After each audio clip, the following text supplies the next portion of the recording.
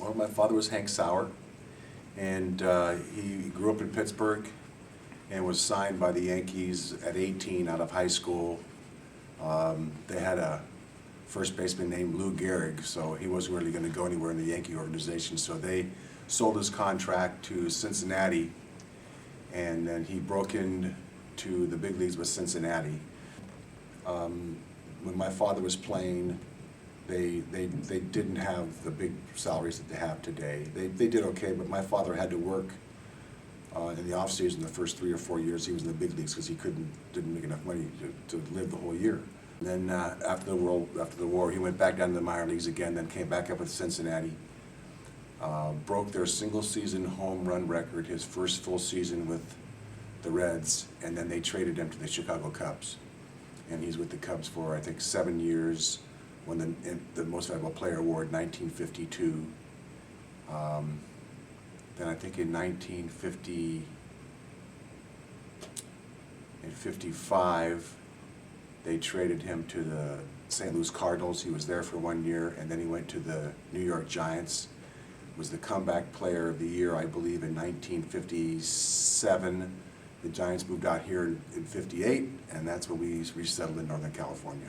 I remember very much going to the old field there, Seal Stadium down there over by the hospital curve off of 101. They had the big Ham's Brewery sign with the Ham's glass that would fill up and down with beer right out there in the outfield fence, and it was an old wooden field. Wooden stands. It was really cool. Even when I was a little kid, it was a neat place to go. And my father would pull me out of the stands and sit me down on the bench, in between games or in between innings. He wasn't really playing as much as he would have wanted to at the time because he was 42 and always fighting with the managers about not being in the starting lineup. But yeah, very cool.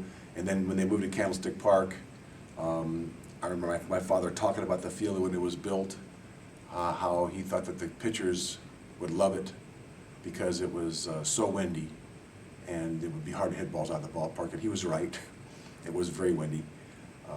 But spent a lot of time at Candlestick Park, got to go out, put on a uniform, shag balls in the outfield, and do the bat boy thing and sweep up things, and it was a lot of fun. My father's locker was right next to Willie Mays, so I was junior. I hung around the ballpark a lot. It was a pretty cool thing. You don't realize how cool it is until you're older. And then you look back and you realize the times that you had, even though it was your normal life growing up, it was, when you get to be older and you talk to your friends and you look at their faces after you tell them the things that you did, you realize how fortunate you are. So I was very fortunate to be raised in not just a baseball family, but with my father. He was an old school guy, and he thought the fans were the people that you had to respect, and he had a very high respect for the fans, and never would say no to anything that was asked of him. The organization was a great organization, and it still is. The Giants, they treated my father very well. Pay wasn't always what he would have liked it to be, but that's kind of what it was in those days. And my father was retired in 1959. And was the batting coach for the Giants for about 25 years and worked in the organization and almost until he passed away.